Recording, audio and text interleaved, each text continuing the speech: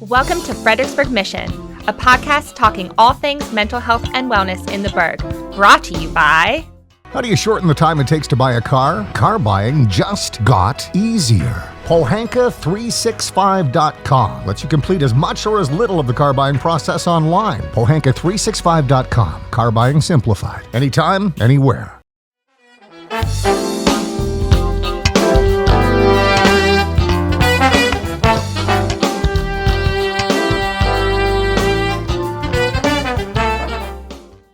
Welcome to Fredericksburg Mission. My name is Angela Rivers, and today I am here with Elizabeth McNally, the Executive Director of Safe Harbor Child Advocacy Center. Thank you so much, Elizabeth, for joining me today. Thank you for your interest. Yeah, of course. So I'd love for you to just start the podcast by telling the listeners what Safe Harbor is, what you guys do. Well, thank you. As you mentioned, Safe Harbor is what's called a Child Advocacy Center. And I will share that before I came to Safe Harbor, I had actually never heard of a Child Advocacy Center. Okay. And I had worked in the human services field serving children for 18 years. So it was amazing to me to learn about what a Child Advocacy Center does. So we are one of 18 now in Virginia. So there are 17 other child advocacy centers around the Commonwealth of Virginia. And our primary focus is child protection and child safety and intervention in child abuse situations. Okay. So the way that we do that, our mission is to prevent children from being re-traumatized in the investigative process. So once a child has made an outcry of abuse, our specific mission is to bring together all the professionals that need to work with that child and be involved in investigating their outcry to ensure that that child doesn't have to repeat their traumatic event multiple times and potentially be re-traumatized. So our mission is to pull together members of the community, the professionals, in both a place and a process that's child-focused and trauma-informed to provide services to that child. From the time of their outcry all the way through, if they have a legal case, all the way through the final disposition of their legal case. And does the child have to outcry to somebody that they feel safe with? Do they come directly to you? How does that process work? Great question. We work exclusively with law enforcement and child protective services. So that means that when a report is made to one of those two partners, they will then turn to us and schedule services with us. And I'll talk a little bit more about what kind of services we provide. But we don't take calls from the community. So we don't take referrals directly from the community. Okay. If someone does call us, if a child does call us, or an adult who has a suspicion about a child being abused or a concern, we will, of course, direct them to where they need to go to make that report. Yeah, and how does the child stay safe between the outcry until the services? So that is typically done through what we call safety planning. We are not really involved in the safety planning process, but both law enforcement and child protective services have systems in place where they assess the child's current situation. And then they develop a safety plan with the caregiver so that the child is not in contact with the alleged abuser. And the safety plan can look like a lot of different things, but ultimately it means that the child is separated from the alleged abuser so that they're safe until they can come and talk with us about what happened. Yeah, and how is that for children when they come talk to you? I mean, they have to be scared, it's somebody they don't know. It's someone they don't know. Well, a large part of what Safe Harbor and other child advocacy centers do is we focus on making our environment child-focused. And so it used to be in the past that when a child made an outcry, they may have to go to the police department, they may have to go to the Department of Social Services, which are friendly places, but they're not child-focused necessarily. And so our whole space is designed around children to make them comfortable. So we want to make sure that when they arrive, they're greeted by someone who's caring and friendly and trauma-informed. And literally just everything in our space is designed around them, as opposed to adults. Yeah. And then the process that we use to work with children is also, in and of itself, it's trauma informed. So the main service that we provide is called a forensic interview. And that's a type of an interview of children where the interviewer, who has a lot of training, understands how to meet children where they are developmentally, reminds them that they're in a safe place, that they're talking to a safe person, and that they can feel safe sharing what has happened to them with that person. So they build rapport with the child. And so all the services that they come in contact with at our CAC are designed to make them feel safe and help them talk about what happened to them. Yeah, that's so important, especially today. I know there are some really high statistics in the area, and it just breaks my heart. Yeah. So nationwide, the research shows that 1 in 10 children will experience sexual abuse before the age of 18. And that statistic comes from a group called Darkness to Light that has done a lot of research around abuse. And that, like I said, pertains specifically to sexual abuse. When we had our first Save Jane event last year, which was an awareness building campaign around child abuse, we looked at the statistics of the 11 jurisdictions that are directly surrounding our CAC and that we provide services to. And we looked at what's called the validated reports of abuse to Child Protective Services. And validated just means that they've kind of passed the first screening and they've made it to like a Child Protective Services worker to assess. So those 11 jurisdictions in 2019 had over 10,600 reports. Oh, it's terrible. Yeah. That's just so terrible.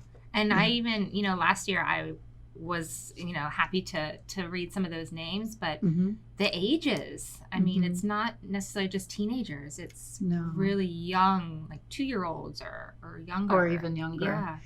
Yes. One of the things that makes Safe Harbor unique is that through a partnership with Mary Washington, we have a medical exam room on our premises. And what that means is if a child needs to have a physical exam or medical attention, they can have that service provided while they come for the other services at the CAC that they need. And that's how we reach into the group of children who are under 3 years old or not old enough to talk. I mean, an infant can't be interviewed, obviously. No. But infants can be brought to us to have pictures taken if they've been physically abused or, other types of medical services. So we really do serve children all the way from 0 years old up to 18. And so those names were included in the names that we read at Save Jane. Yeah, it just broke my heart. I mean, you don't think about that when you think of abuse. You think of older kids.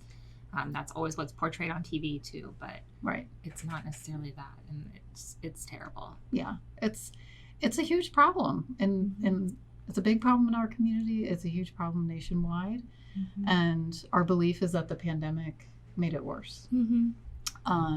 So typically the folks who make reports to Child Protective Services or law enforcement tend to be people that kids spend their time with outside of home, so school. So educators, camp counselors, folks like that kids are spending a lot of time around and trust. So when school was not in session because of the pandemic or school was happening via Zoom or other methods, the number of calls went down. But folks in the field believe that that's not a reflection of less abuse happening. In fact, the thought is that children may have been abused more because of the additional stressors that families were experiencing during COVID. So we'll be reflecting that at this year's Save Jane event as well, trying to represent those kids that there was no report even made about them. And so the numbers are higher. And then next year when they go back to school, I there know could be a wave. A huge influx. Yeah. I even heard from a few teachers that are in localities where there's a lot of abuse. Their students were allowed to turn their cameras off during Zoom, and so they couldn't see into the classroom or into their home, and they couldn't see the teacher, and they did that on purpose so that they weren't showing their abuse. Right. Oh, interesting. Yeah. We definitely learned a lot through the pandemic. I'd like to never relive that again. No. Yes. But it also gave us different ways to help kids as well. It's true. Yeah. And a lot of new things have come up, throughout everything that everybody does. A lot of new and great experiences and things that people are going to continue. How long has has Safe Harbor been around the Fredericksburg region?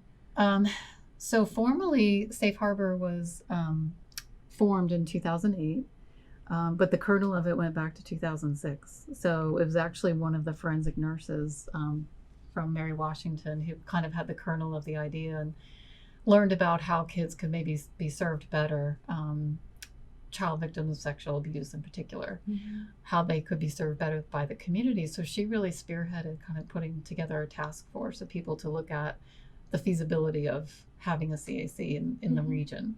And she pulled together law enforcement, Child Protective Services, the Commonwealth Attorney's Office, all the folks that need to be involved.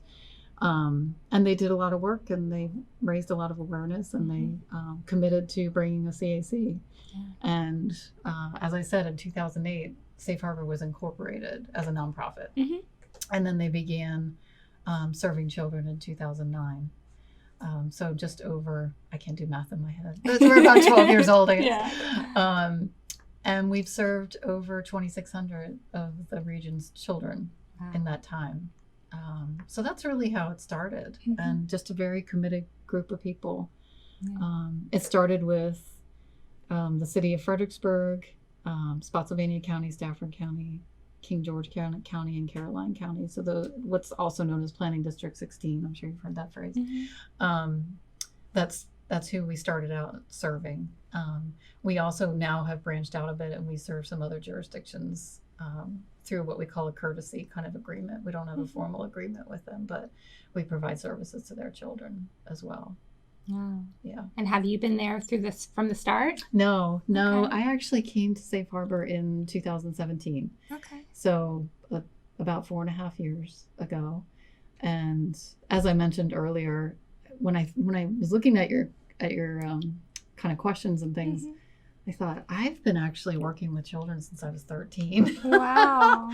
My first sort of responsible role with children was I actually babysat my 7th grade teacher's infant son in the summertime, which looking back was a lot of responsibility for a 13-year-old.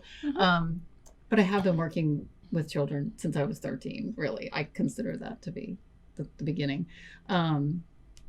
But in my young adulthood worked with kids in nursery school settings, and for a number of years while I was getting my degree, and then began working in human services kind of formally. But all of the programs that I worked in and oversaw had to do with working with at-risk children. And eventually it led me to working as like the second in charge of a large human services organization. And I did that for about 8 years, and then I was looking to grow and kind of just looking around at opportunities, and saw Safe Harbor, and decided to throw my name in the hat. And they were just very welcoming, and I got a warm feeling from the folks at Safe Harbor from the very first time that I interacted with them, and I was lucky enough to be chosen to lead them. So 4.5 years now, but it feels like longer in a good way. Yeah, definitely, especially with the kind of work you do. Yeah. It's got to be trying at times, emotionally. It is. It can be, and we spend a lot of time working on how to manage our own secondary trauma, which people in this field tend to experience at a higher rate than others. So everything from, as much as we try to make our environment friendly to children, I also try to make our environment very friendly for the staff that work there through our policies and procedures, and, just kind of work-life balance type things. But also everything to like sending them to training around secondary trauma and how to take care of themselves, and supporting the initiatives that they seek in their own lives to help manage secondary trauma. I mean, it is a real thing. Yeah. So we try to take care of each other. Yeah, you have to. Yeah. And then I know that you mentioned, having the children not be victimized a second time. Does that happen? I mean, as much as you prevent or try to prevent, does that happen still? I couldn't say that it never happens, because we have sadly seen kids come more than once through our program. There may be a number of years between their visits, but the trauma that we are trying to, the re-victimization that we're trying to avoid with our process is the re-victimization of having to tell your experience over and over again. So it used to be, before child advocacy centers existed, that when a child made an outcry, they may have to talk to up to 14 different people in the course of their case, or addressing their outcry. And the child advocacy center removes all of that. So ideally the child talks to one person. So every time they talk to somebody else, they can be experiencing re-traumatization. I think your question is also about, do they get victimized a second time? And that certainly sadly does happen. We try to prevent that, and we work, so do our partners, obviously, law enforcement and child protective services. But the more I do this work, and this is not a new thing, people in the field know this, trauma exists intergenerationally as well. And so you really have to break that cycle for multiple generations before you can stop it from going forward multiple generations, if that makes sense. And sadly, sometimes there is re-victimization of children. But we like to think that we intervene in that, and we can keep that to a minimum. If not abolish it altogether. It's good that the kids are only talking to one person, though. Yes. Because if they're telling their story over and over again, not only are they reliving the experience, but the story could change. Yes. And so then people might not believe them. Exactly. Yeah. And that's why the forensic interview is so important as well. It's a really good point that the forensic interview is a really specific way to take a statement from a child that is defensible in court. And so not having the child repeat it multiple times, anybody would probably make slight changes in the statement they were making, whether they were an adult or a child. And so when the child comes to us, we're recording, and they're aware of it. We're recording their statement so that if folks need to reflect upon it, they're not interacting with the child. They can go back to the recording. And those professionals that I talked about who need to be involved in the process are watching through a closed circuit TV. So they can feed in questions to the interviewer if they need to, real time. And that again prevents the child from having to interact with multiple people. So ideally, that child is telling their experience to one person. And is the abuse adult to child? Is it also child to child? The majority of our referrals are for adult to child, but we do sometimes interview children who have been whose alleged abusers are other children. Yes, that is seems to be becoming more of a dynamic that more CACs are seeing as well. But we are open to those types of cases and interviewing those children, because oftentimes the alleged abuser in those cases has also been abused themselves, because that's really how they learned the behavior. And so it's important to us to make sure that potentially abusing child also gets the services that they need to address what's potentially happened to them. So it's a smaller portion of who we serve, but the majority of our cases are adults to children.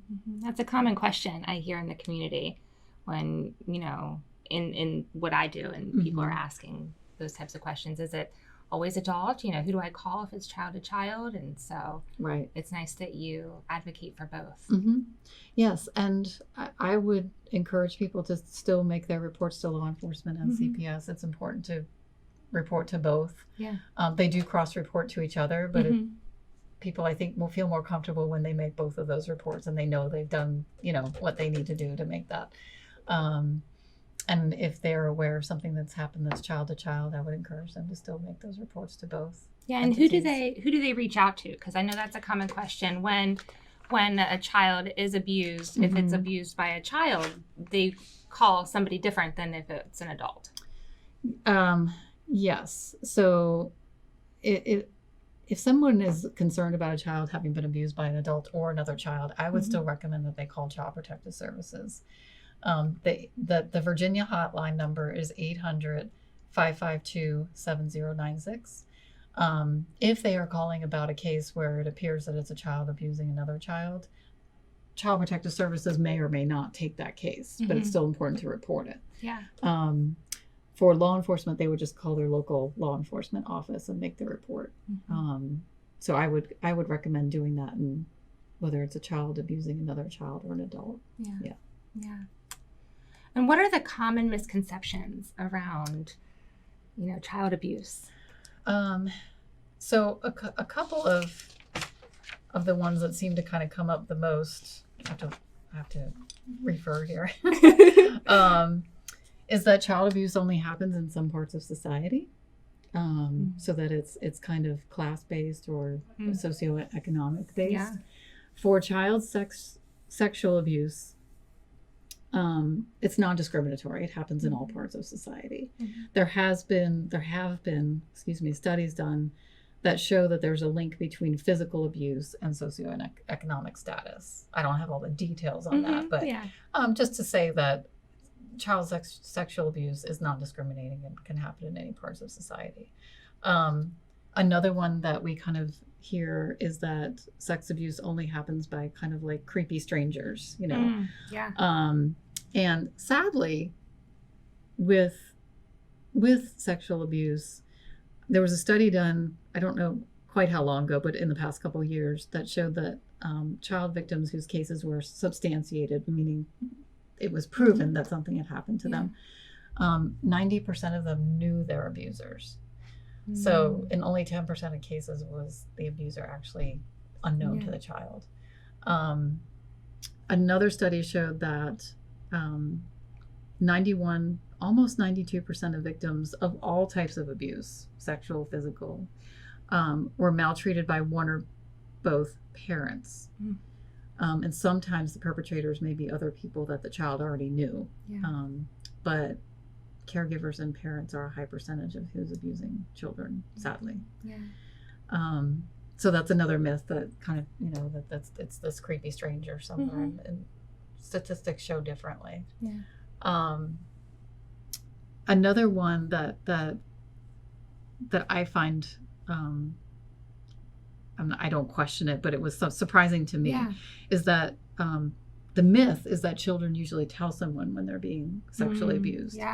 And the statistics and studies actually show that most children who are being sexually abused don't disclose ever. They're scared to. Yeah. Or the person says don't, or X and X is going to happen. Right. Or it's not wrong, or they perceive that the people that they might tell won't believe them. That is just not true. And that happens, sadly. Yes, it does. Which is another kind of kernel of our work. We have people on staff whose job it is to really get to know and understand the caregivers who are the supportive caregivers who are with the child. Because like we just said, oftentimes the parent is the one abusing the child. So some other caregiver needs to be in place. And our job is to help that caregiver have all the supports that they need to support the child. But I kind of digress a bit there. So those are some of the myths that we kind of try to dispel in the community. And how do you support the caring caregivers? So we do that through everything from having dedicated staff. So they're called Child and Family Advocates. We have 2 of them on staff. And they work with the caregiver starting before the forensic interview. So what they do is reach out via phone. They talk to the caregiver about what they can expect on the day of the forensic interview. So everything from how to talk to the child ahead of time, what to say, what not to say, how to support them. And then information for the caregiver themselves about what to expect when they come. If we can set expectations before they actually come on site, everybody usually has a better experience. And then when they're on site, our advocates are with them the entire time that the child is being interviewed. So they're greeting them, they're showing them around the physical space. Sometimes kids need to see where the interview room is before they go over there, and they like to bring their caregiver with them so that they feel more comfortable. And so they're literally making sure that the caregiver and the child feel comfortable in the space, and they know kind of what's going to happen. When the child's being interviewed, the advocate is with the caregiver, assessing what their needs are. So everything from, does the family have, or does the household have enough food to eat? Do they have transportation barriers? Do they understand the dynamics of abuse? We do some education around dynamics of abuse. We want to make sure that there's no barriers in place to that caregiver fully supporting the child. Research has shown that when a child does have a supportive caregiver, they're much more likely to heal from the abuse. So that is the sole focus of those advocates. And what they do after the child has been interviewed, part of what they do is follow up with the caregiver and the child at routine intervals and find out, kind of, has anything changed? Are there new barriers that you need assistance with that we can help with? Sometimes there's a little bit of challenge for the family to get information about where the investigation is, because it can be hard to reach investigators sometimes because they have a lot on their plates. So the advocate's job is to be liaison and bring information to the investigators from the family. So if they have questions about how are things going, what's happening next, and then vice versa, to give information from investigators back to the family to keep them in the loop as to what's going on. And their role, the advocate's role, continues with the child until if they have a legal case, until that case is closed, and that could be years. So it's a big commitment. What if the kids don't have somebody? Would you work with like a foster family or an emergency placement or whatnot? Yes. So what we do is, in those cases, we typically work with the foster care DSS worker and the foster parent.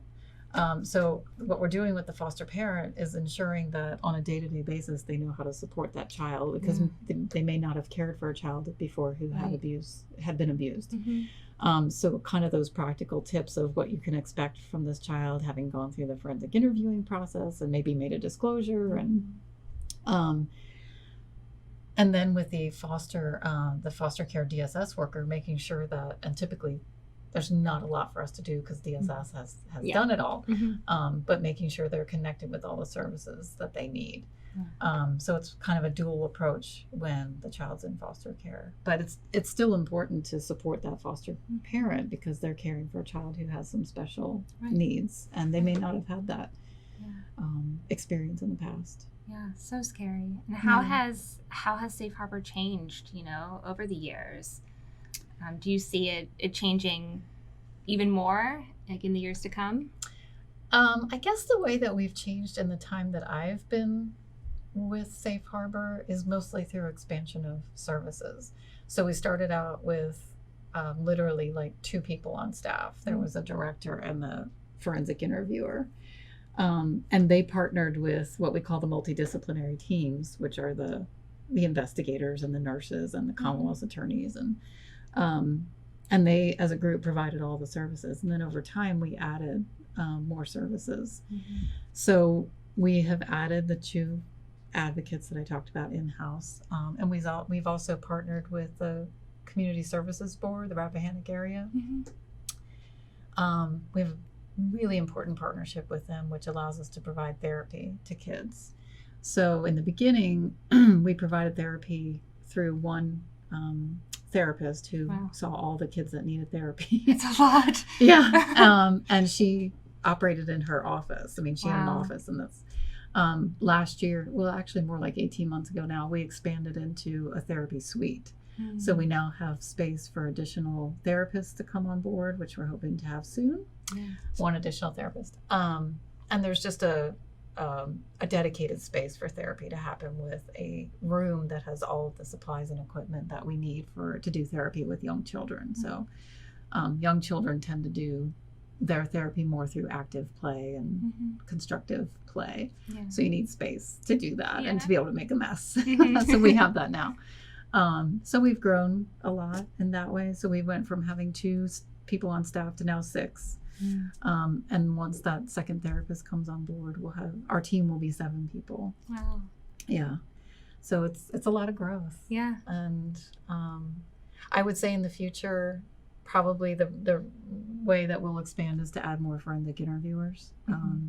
And that will give us the ability to bring in more geographic locations to serve more kids. Yeah. So. How do you think it's going to, if there is an influx when kids go back to school, are you able to manage all those kids? Well, we triage. Okay. Basically. So some kids need to be interviewed right away because, like you asked about earlier, there's a safety element that can't fully be addressed until the child is interviewed because the investigators don't have all the information about what happened. Yeah. And then there are other times where kids make what we call delayed disclosures. So they're in a safe environment. There's nothing impacting their safety at the current time, but they're disclosing something that may have happened 3 or 4 years ago. Oh, wow. And they still need to be interviewed and it still needs to be investigated, but their safety, their current safety is not at risk because the person they're disclosing about is not there. And so we can triage kind of cases and bring kids in at different times based on what their needs are and what the investigators need. So the other way that we can increase the number of kids that we serve is that our teams also contain folks who are forensically trained. So those team members can bring in kids to do forensic interviews and expand the number of interviews we can provide that way. Okay. As opposed to an in-house interviewer doing that. Yeah. So that's probably how we would address it is through triage well, that is how we would address it through triage and reaching into our teams to access more forensic interviewers. Yeah, it takes a village. It really does. And luckily now we have enough advocates to handle a larger caseload. Yeah. Right now it's the forensic interviewing that we would want to expand. Yeah, certainly. Yeah. And then how is Safe Harbor funded? We are funded in multiple ways. So we we're awarded a grant each year from the federal government that flows through the state. And that's what we call our VOCA grant. And that comes from the Crime Victims Fund, which is a fund that was created after the Victims of Crime Act was passed in 1984. So every child advocacy center in Virginia gets a piece of that Crime Victims Fund. And I'll come back and talk a little bit more about that.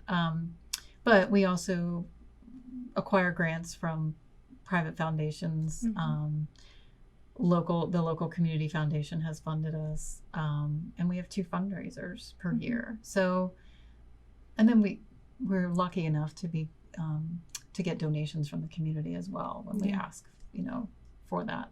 So I feel like the funding is pretty diverse. That VOCA fund that I mentioned, or the Crime Victims Fund to begin with, is currently at risk. I won't go too much into the weeds because I'll lose people probably, but I could talk about this forever. But the Department of Justice oversees that entire fund. And a few years ago started prosecuting white collar crimes differently. And the result of that was that fewer funds, when those white collar crimes are prosecuted, the penalties associated with those go into the Crime Victims Fund, the monetary penalties. So they started prosecuting them differently, which meant that the monetary penalties that came from the alternate types of prosecution did not go into the fund. And so the fund has been depleted. And so we are at a point right now where looking 2 to 3 years down the road, that funding would be really chipped away to almost nothing. Not just for Safe Harbor, but for all the CACs. So there's currently a bill in the Senate. It's Senate 611. It's called the VOCA Fix Act. And what that act does is it says that if the Department of Justice does any non-prosecution deferrals or things like that with their white collar crimes, that the penalties associated with those also need to go into the Crime Victims Fund. So it's broadening the types of penalties from white collar crimes that can go into the fund. And that act already passed the House in March, overwhelmingly, like 348 to 30 or something like that. It's been co-sponsored by 56 senators, I think. So the way to advocate right now is to contact Senator Schumer and Senator McConnell's offices and really urge them to bring the bill to the floor for voting.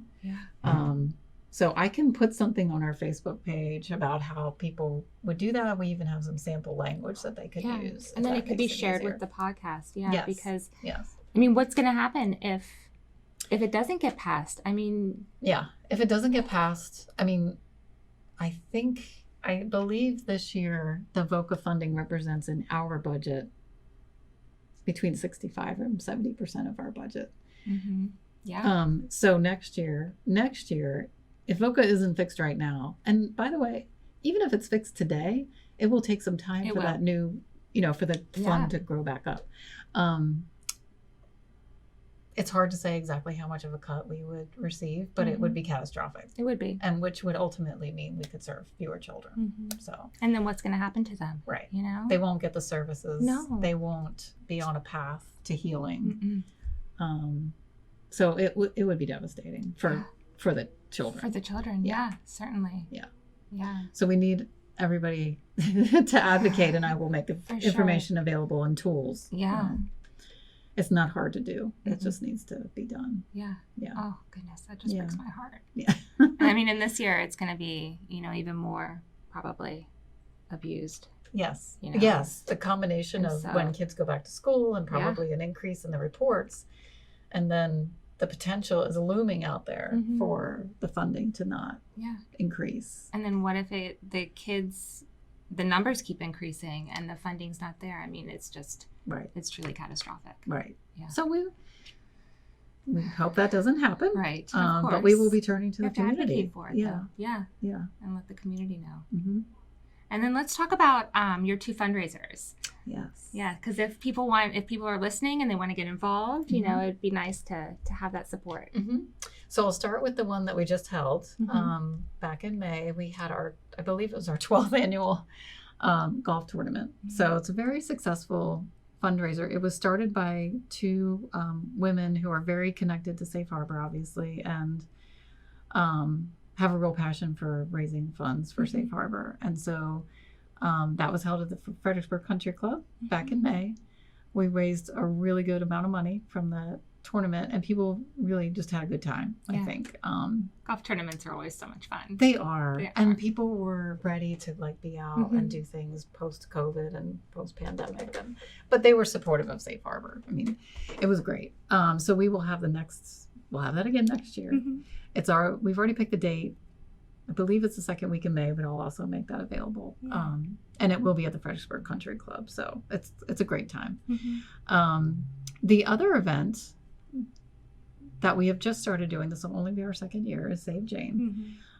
This is what I call both a awareness raising campaign and a fundraising campaign. And so what we do in a nutshell is we look at the number of validated reports that have been made to CPS, like we talked about earlier. And then we essentially read the names of every child that has been reported. And because we obviously can't read their real names, we don't have their real names. We read Jane Doe and John Doe in the place of their names. So that's where and their age. And their age, yes. And that's where the name Save Jane comes from. And so it ends up being about a 10-hour event. And we have it, and we will have it again this year at Market Square in Fredericksburg. So it's a big open space. What's great about it is people are just kind of walking by doing their thing, and they can hear what's going on, and they're drawn in to hear, the names of these children. So every name represents one child that's been reported abused. This year, we'll be reading about 9,000 names, which is less than last year. But again, as we talked about, we believe that's because fewer reports have been made. So we're looking for a way to represent the unreported kids as well. So we may end up reading more like 11,000 names. But it's a really moving experience. We were able to bring in folks from all across the community. So we had members of our investigative teams reading names. We had people like yourself, community members reading names. The mayor was there. We had other elected officials there. Reading names. And then we had folks in the community who just heard about the event and had a connection to it. That sometimes they shared and sometimes they didn't. We just knew they had a connection. And they asked if they could read names as well. And so, of course, they did. They signed up. It's so moving. It was fascinating. And I was really glad that we did it. And I think everybody who participated in it took away a lot from it. It still shocks me, the number. I mean, I didn't know. Even in the field, you don't hear those statistics. Mm-hmm. So many kids. Mm-hmm. It's beyond, it just boggles my mind. Yes. It really does. And in our local community, you know? Yes. And I think this Or year, region, that yeah. added layer of how many didn't get reported. Like, Yeah. it's just another layer of Yeah. shock, you know, Mhm. kind of shocking. And we have a sense of how many didn't get reported. Yeah. It's not just kind of a number we're pulling. We have a sense of that. And I'm looking forward to it. I think the community will be really engaged again this Mhm. year. Hope we have the fantastic weather that we did last Right? year. I mean, it was a beautiful day. It was. But folks in the community will start hearing about it over the next couple of weeks, and there'll be ways to sign up to be a reader. And of course, the model is that we raise funds through sponsorship. So we're looking for sponsors. We have a pretty robust scale of sponsorship opportunities. So they start at 5,000 and they go down to like 250. So there's really something for we hope everybody. Yeah. To be able to support, and that information will be on our website soon and our Facebook. Okay. So people can look there if they're interested in sponsoring. Definitely. And they can always call the center. They can. And talk, And talk to you. I'm happy to talk to anybody who would like to sponsor. Yeah. Yeah, of course. Yeah. So those are our 2 events. Okay. Yeah. And they're great events. And Yeah. they're different too, which is nice. Yes, we for years we had a gala That's for a our lot of fall work. event, and galas are a lot of work. They were a lot of fun. Been a few. They are were a fun, lot but of they're a lot fun. of work. And they're not as moving, I feel like. They're not. All of our galas always incorporated a part where we gave recognition to something important, like either the kids, or the investigators, you know. But we just kind of took a step back about 18 months ago and said we want to do something that just is more connected to our mission, feels more connected to our mission. And at the same time, I learned about Save Jane and just brought it to the board and said, you know, I think we can do this, and I think it's much more aligned with our mission and raises awareness, which is important too. So as much as I love the having fun at a gala, I know. this feels more aligned. And there are a lot of galas in the community. Yes. That you can go and be a part of. Absolutely. And, you know. Nothing wrong with galas. No, nothing at all. I love a good gala. Oh yeah. But I also love a really good advocacy event. Yes. And it does align with your mission. Yes. Yeah. Yeah. It just feels like so connected to what we do on a daily basis. Yeah. And it lets the community know, you know, I mean, me in general, I didn't know. It lets people know what you do, how you do it, why you do it. And why it's important. Right. And yeah. So the event will be October 15th this year. So it's a Friday. It will start around noon and it will go until about 10 o'clock at night. Yeah. And so we invite people to come out, read names or sponsor. Yeah, certainly. And hope for good weather, like you said. Oh gosh, yes. Although we'll be there if it's raining. It will, yeah. We'll still be there. Yeah. And then I ask this question to everyone that comes on the podcast.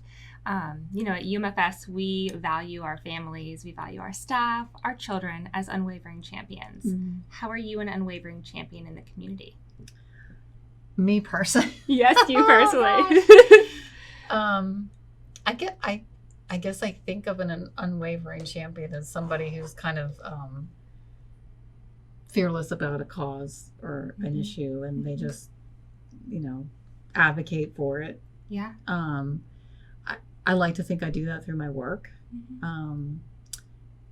at Safe Harbor and the work I've done in the past with children. But I guess to like boil it down to a kernel, I would say for me, I feel like it's through persistence. Like I think that's I'm very persistent. Something you and I have in common. I was saying to somebody the other day how frustrated I was with the VOCA Fix Act, like not gaining more traction. And I said that I was actually considering, I was talking to somebody who does lobbying. And I said, I'm actually considering putting Senator Schumer and McConnell on my everyday call list. Yeah. You will hear from me every day until this is resolved. So that's an example of my persistence. And I just was talking to that person to say, like, will I become the bad apple? Will they be putting my phone number on the screen Guess you can do the like star or whatever, so they don't even see your your number. number. There you go. They're like, no, you should really do that. Yeah. And I will be. Mm-hmm. I mean, I will not go away until it's important. something. Yeah, it's so important. And I mean, I realize they're dealing with a lot as well, but the impact of kids not being helped right now is that later we're going to be dealing. They're dealing with their trauma right now, right. But later, the idea is that they will maybe not be productive members of society later, and so we want them to be. We want to invest in them as much now as we can, and we need VOCA to pass to do that. And then it trickles down too. You know, if their trauma isn't healed, you know, what's the likelihood of them doing the same act? Right, that intergenerational thing that we talked about. Yeah, it's quite possible. And we hope to break that cycle and more, and to help them heal individually. So yeah, I guess through persistence, I would say that's the characteristic that I bring to being a champion, I hope. Yeah, definitely. Was there anything else you would like the community to know? I guess I'll just repeat the number that people should call. Yeah, please. Yes. Where can they find you? If right. Or where can they find Safe Harbor? Right. So if they have a concern about kids and they want to make a report, the CPS hotline is 800-552-7096, and that's in Virginia. They can also call their local law enforcement.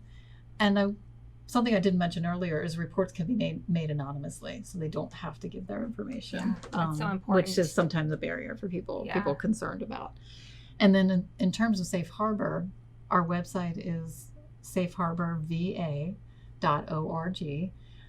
We're also on Instagram.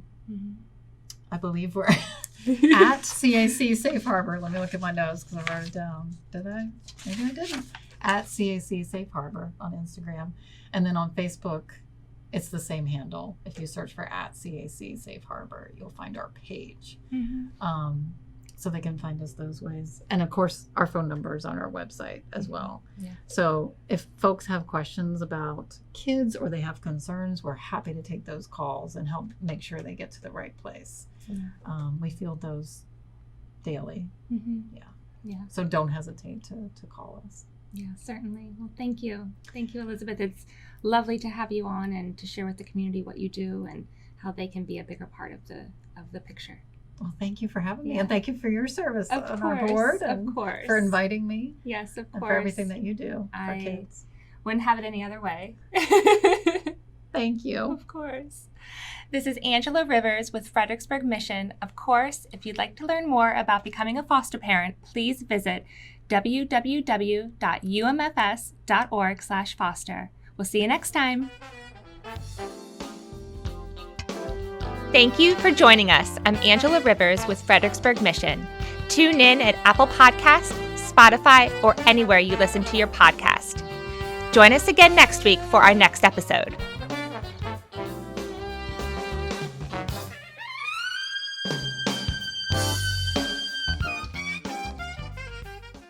How do you shorten the time it takes to buy a car? Car buying just got easier. Pohanka365.com lets you complete as much or as little of the car buying process online. Pohanka365.com. Car buying simplified. Anytime, anywhere.